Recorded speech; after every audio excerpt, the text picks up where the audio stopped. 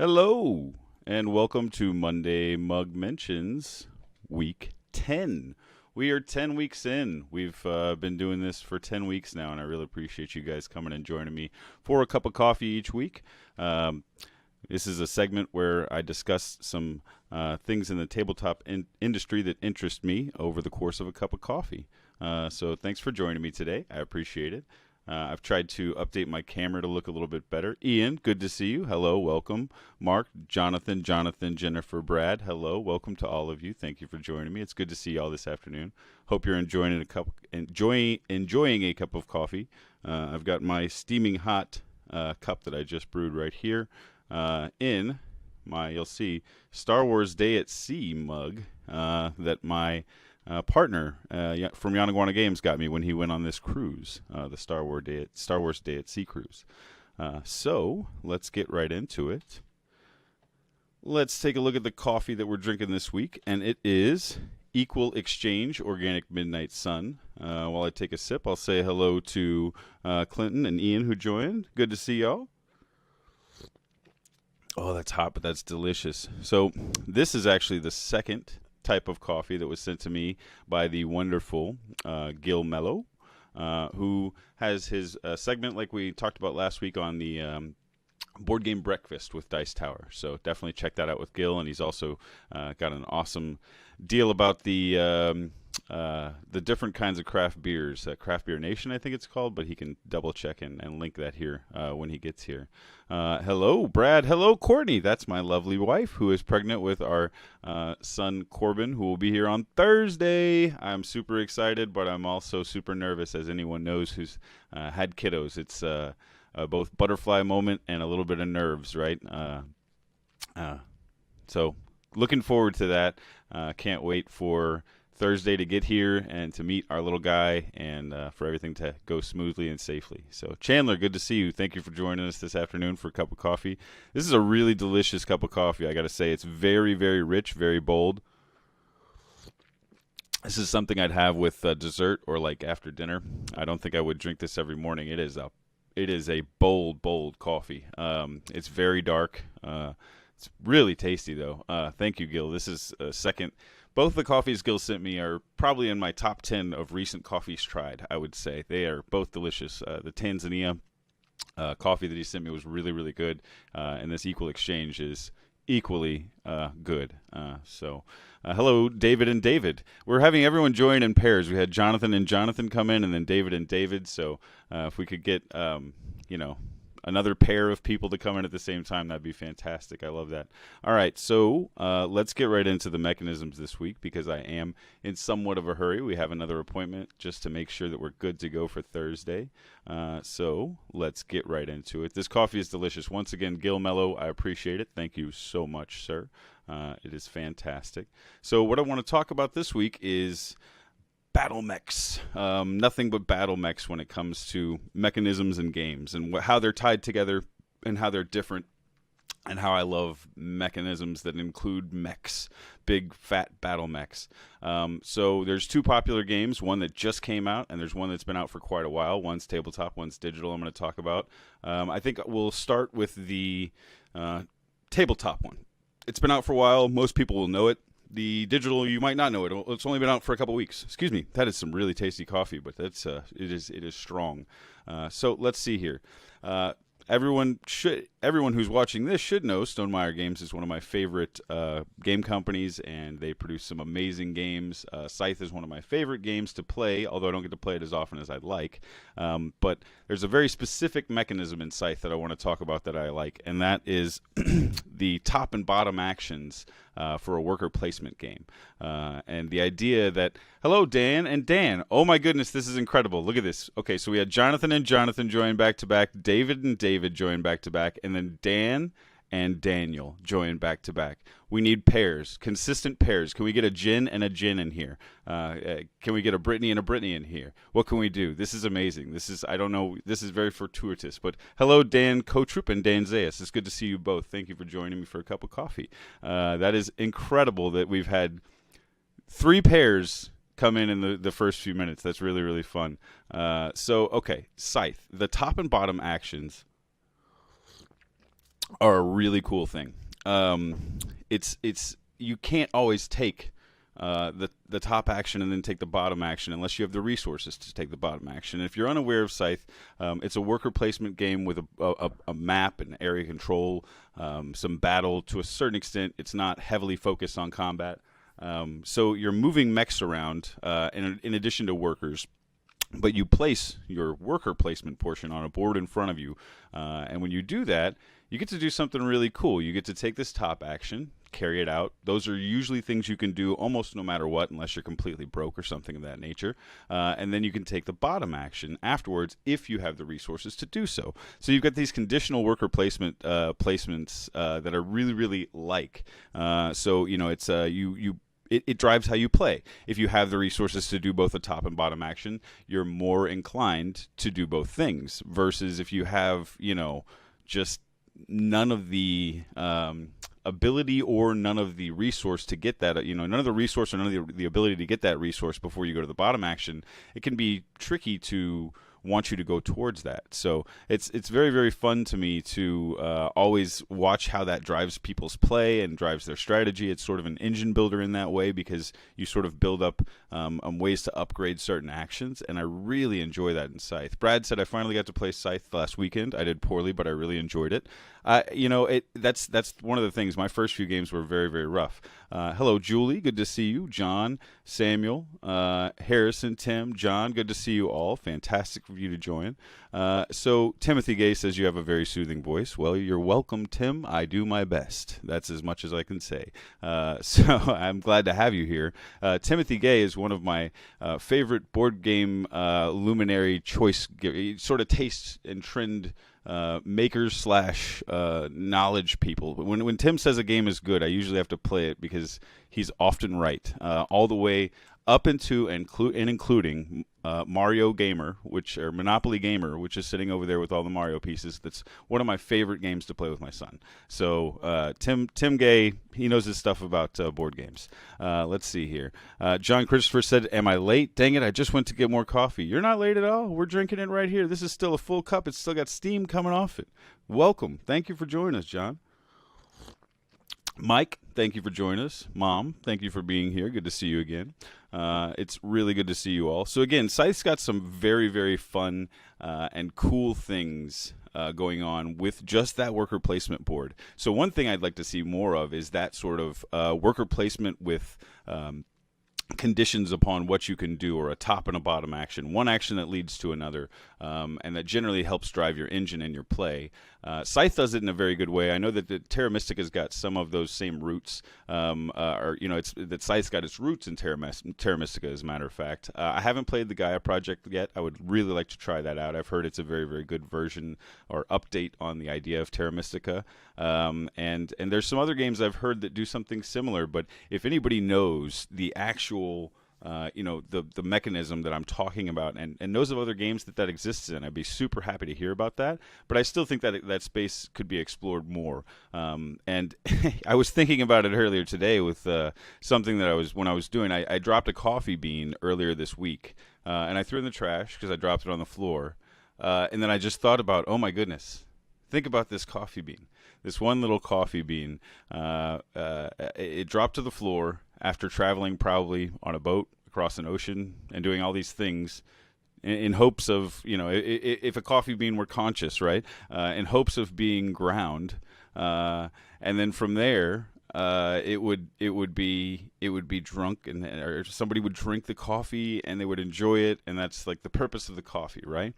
But I threw this coffee bean in the trash. And so that got me thinking about a worker placement game to a certain extent where you were a coffee bean. Each player was just one coffee bean, and you were going through this cycle of, do I get made? Do I get thrown away? Do I get, am I burned? Is all these different things seems like a really fun thing to do. So good to see you, Derek. And now I see. So let's see. I'm going to catch up on some comments here real fast before I move into the next game. But again, the top and bottom action with the multiple worker placement sort of leading you into your next action. I really, really like that in Scythe. It's one of my favorite things about that game. I love being able to take a top and bottom action in a fully efficient way where I get to do both. And it feels really strong.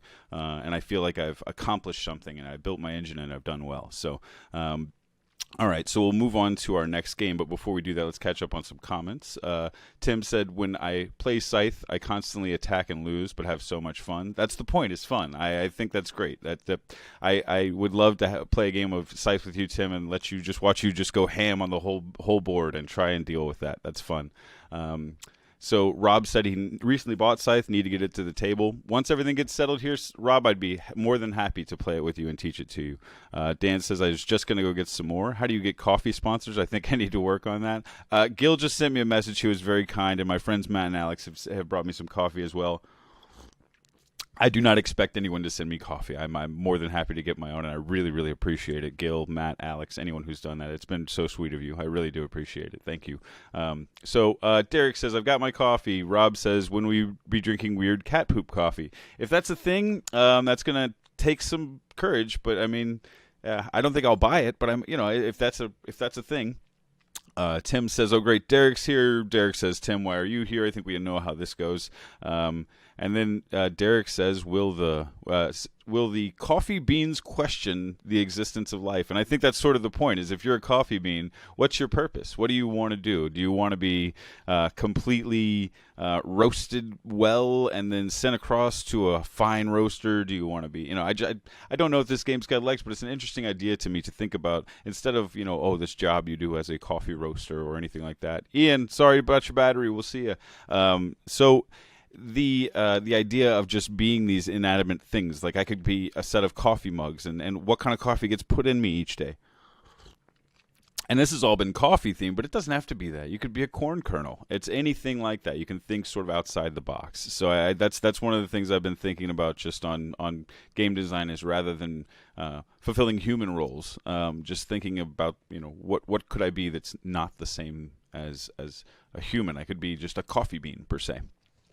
So Rob says, Kopi Luwak, partially digested coffee, cherries pooped out by Asian palm civets. I have heard of this. I have read an article, or somebody has told me about this, or something about the things that poop and then they drink the coffee from it. Yes, that's great. That's correct. So I'm going to get on to the next mechanism, and then I'll catch up on comments, and that is the new game by Harebrained Schemes, Battletech. And if you don't know about Battletech, it was a tabletop game for a long, long time, where people could move battle mechs around, shoot at each other, line of sight, your classic sort of miniatures tabletop type game. Now it's been done by Harebrained Schemes in a sort of XCOM or Shadowrun type way, and it's really fun. It's done very, very well. But I wanted to talk about the similarity to Scythe, not just because of the mechs, because they both use big battle mechs. Battletech is much more focused on combat, almost solely so focused on strategy and combat, where you're blowing up other vehicles or mechs. Scythe is not that. It's a resource management game where you're trying to it's a civilization building game to a certain extent when you think about it. Whereas Battletech is a battle game. You're shooting each other. That's the whole point. You're boom, boom, boom. I'm going to blow up your mechs and then I'm going to win. But what I found interesting when I was playing Battletech, and maybe it's because of the mech correlation, is that there's something where you can reserve a mech for the next turn. And what reserve means is on your next turn, you'll take 2 actions. You'll be able to do twice what you would normally be able to do on a turn. The reason this is important to the game is you can move a mech much further and then shoot afterwards, perhaps, or something like that. But it reminded me instantly of certain things you do in Scythe that you upgrade. You upgrade in Scythe to be able to move across water. You upgrade in Scythe to be able to move your mechs further. In Battletech, you can reserve this mech to be able to take 2 actions. In Scythe, if you've reserved the right amount of resources, you get to take 2 actions on your board. So there were some similarities that struck me as just really interesting and sort of maybe coincidental, and maybe it's because the mech theme is there, but I thought that was really cool how you can look at the mechs having this sort of double action, and it really makes sense in both the battle sense, and then it makes sense when you talk about just having a Euro player board where you can do 2 things. So let's see here. Clinton says that top and bottom action selection forces player to min-max every aspect of your turns. I think that's exactly correct, and that's very similar in Battletech. If you do not do everything you need to do. Your mech might end up getting shot in the back, and you're very close to falling apart. Brad said, recently found my old BattleTech CCG cards. Going to relearn how to play that one for old time's sake. That sounds fun. I didn't realize there was a CCG, but I totally believe it. BattleTech was a very used IP for a very long time, and I'm really glad that Harebrained Schemes got a hold of it because I've been having a lot of fun checking that out. I would like to spend some more time with it, but I've got a ton of work to do lately. So I really, really like that reserve where you get to do 2 actions. It reminds me of Scythes. If you've got enough resources, you can do 2 actions if you've played well. So it's a very, very satisfying mechanic. It makes you feel like you've created a strong strategy as a player. It makes you feel like you've played well to lead yourself to a situation where you can reserve a mech or perhaps do 2 actions. So I really enjoy the 2 of those. So John says, you make it sound like there's something wrong with falling apart. As a mech, there's not. You can always rebuild it, but it costs money, and I don't like to pay money to put my mechs back together in those games. So I guess that's not the case in Scythe. It just sends you back home, but that's your investment in time is lost there, and you've lost some of the area. So, all right, so let's get on to the media this week. I have got just a little bit longer before we're going to get going to another baby appointment. So last one of those for a while. We'll be back on at the 2:30s after the baby gets here Thursday. Next Monday I should be able to be on at the right time, and then we should be back on a roll. So I want to talk about Engaged Family Gaming and my friend Steven. He and his partners have a site totally aimed towards families and games that you can play with your family. They even look at issues with video games and board games creeping into school and school time and how you manage those things, and I really, really enjoy that. It's a very, very cool site that does a mixture of board games, of video games, and focused on the idea of a family and how you navigate the world of video games and board games with your children who are also need to be focusing on things like studying, school, social activities, extracurriculars. That stuff's all important for kids. So is board gaming. So are video games. I played video games all my life growing up. My parents would try and limit me, but I would play a ton, and that's part of the reason I do what I do now, I think. So hello, Chris, James, Gwen, Rob, thank you all for joining me for a cup of coffee. I'm having a delicious cup of coffee this afternoon. I hope you are as well. So yeah, Engaged Family Gaming is doing some cool stuff. They recently did a bit to sort of highlight the fact that kids can play Fortnite and PUBG, PlayerUnknown's Battlegrounds, 2 very popular first-person shooter games, on their phones. And they're doing it in school. And I would not want my son playing those games in school. I would want him paying attention to what he's supposed to be learning because it's important. Your future's important. And paying attention to what you're being, taught is important. So I thought that was interesting. They were bringing that up as well. So let's see. And there we go. Rob says, I'm wrapping up an interview with Steven right now for the Nor'easter series. That's fantastic, Rob. As a matter of fact, I think my interview with you just came out recently, and I really appreciate the time we spent. That was fun. I had a great time doing an interview with Rob. You guys should definitely check out the Nor'easter series as well. Mom says, my grandson, who's 6, is excited to get home yesterday to play board games with his dad. That's killer. That's one of my favorite things to hear, is that kids are playing board games at 6 and not going home to play video games. I often play video games too, but I really, really make sure that board games are a big, big part of my week. So, but I did want to make that very clear that Engaged Family Gaming is really focused on making sure that your family's gaming in a responsible way. Your kids are doing it where they're paying attention to all the things they're supposed to be doing with their responsibilities. And then getting the other stuff too as well. So I really, really like the site. You guys should definitely check it out. They travel to conventions. They do all the coverage of, everything you could ever imagine or want. So I definitely would say check that out. Absolutely. All right, so let's get into the marketing this week. And the marketing is something that I thought was super clever. It is one of the, excuse me, one of the more clever things that I've seen in terms of a social media manager probably paying attention to what's going on the internet, fashion trends, and things like that. And it's way out of the tabletop scope, but it's the IKEA, and it's the fake Balenciaga bag. I may be saying that wrong. I don't know purses, but if you don't know about this story, it's incredible.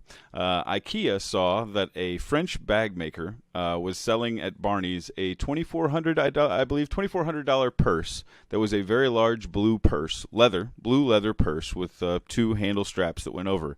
It looked very much like a very common bag we've all carried out of the IKEA. So it's the big blue bag. It looks like, it just doesn't have the IKEA writing across the different handles. So the IKEA social media manager or someone in charge there started by saying that you don't have to buy this fake knockoff $2,400 version, that you can get the real original version for 99 cents online, and posted the link to IKEA's bags.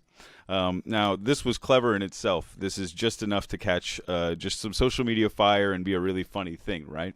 But then they pursued it further. They put out a full-page ad showing the two bags next to each other with the prices, and then they pursued it even further to the point where it blew up on social media and caught fire, and people started making clothing out of the IKEA bags and posting pictures taunting this French purse maker, saying, "Oh, look, we've got a $4,000 blouse here, and it's made out of course, an IKEA bag and a couple of straps." And so it turned into this huge social media following. It went viral, and it's all mostly based on one thing. A social media manager or someone at IKEA paying attention to the things they needed to see to be able to make a connection and make a clever play that sort of caught on with people because it was funny. It was a very, very, very, very clever way to poke fun at something that was similar. It wasn't harmful. I don't think that either company minded the publicity that it brought to both products.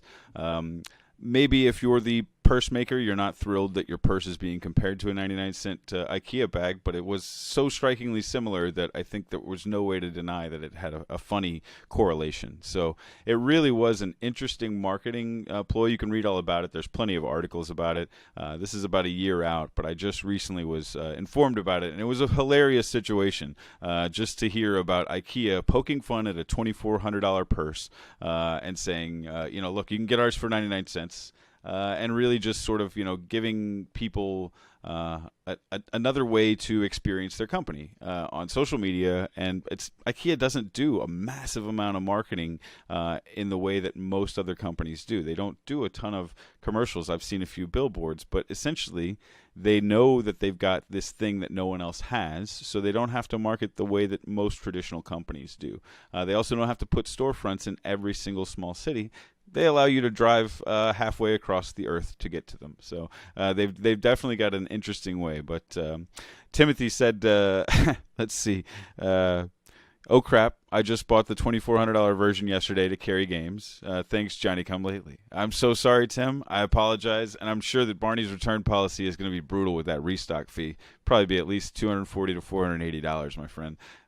So Derek said it's all about that viral sensation. Got to take advantage of that type of situation before it's gone. Very funny. I agree. It was hilarious. You've got to strike quick, exactly, and you've got to be paying attention. I think what the biggest overall thing for me is that someone's paying attention enough to catch that, right? You've got to be looking at what's going on, seeing what people are doing, responding to things that are relevant to you. And I've learned something from that, and maybe on occasion I search something that has to do with any of our games and maybe make a clever comment via the company, the site. And eventually the idea is to hire somebody who's very good at this and bring them on to do it. But it's such a great idea to just be paying attention and allow that to happen. And Gil says, was at the IKEA the other day buying a Kallax just because, and the speaker announcer reminded the people working to smile and be courteous because courteous people are happy, and happy people make happy customers. I mean, that's a funny and clever way to remind everyone to have a good day and smile and not be upset or not think about your other issues at work. Just smile and have fun because we want everyone else here to have a good time. That's a good thing for gamers, is to smile and have fun when you're teaching people stuff. So that is indeed Gil, the coffee supplier. Once again, Gil, thank you so much. I really appreciate this. We are just about wrapping up, but if you guys have any questions or other comments, we can totally get into those for just a moment. I'm going to finish another few sips of coffee here. Jonas, so good to see you. I was reading it, not saying it. This is my friend Jonas, and he has moved away to New York, and we miss him greatly. Come back and play some board games. To Andrew, the co-owner of Yanaguana Games, I'd like to thank you for this mug. You guys will notice this is the Star Wars Day at Sea mug from 2017. You could not get this mug unless you went on the cruise, I believe. So this is a very, very nice gift from Andrew. Thank you so much. This was a great cruise, he said. He had a blast. And maybe in the future, once the kids are a little older, we'll get to take these kids on this Star Wars cruise and let them check that out, and I'll get a mug from 2029 or something like that, right? That's babies come from, well, my wife on Thursday. We're having one on Thursday, Rob. Thank you so much. I'm very, very excited to expand our family and have a new chapter starting on Thursday. But maybe if everything goes right and all is well, I might have a sneak peek on here on Monday of baby's face, just for a tiny, tiny moment. So thank you guys so much. It's real quick. Mom said, how was your demo of Record in San Antonio? It was fantastic. I just got pictures back from Andrew, and I'll send them to you all. I'll put them up on our site, and it was so much fun. So thank you all for joining me for a cup of coffee this afternoon. I really, really appreciate it. Thank you again, and join me again next week on Monday, and we'll have another cup of coffee. All right, thanks. Bye-bye.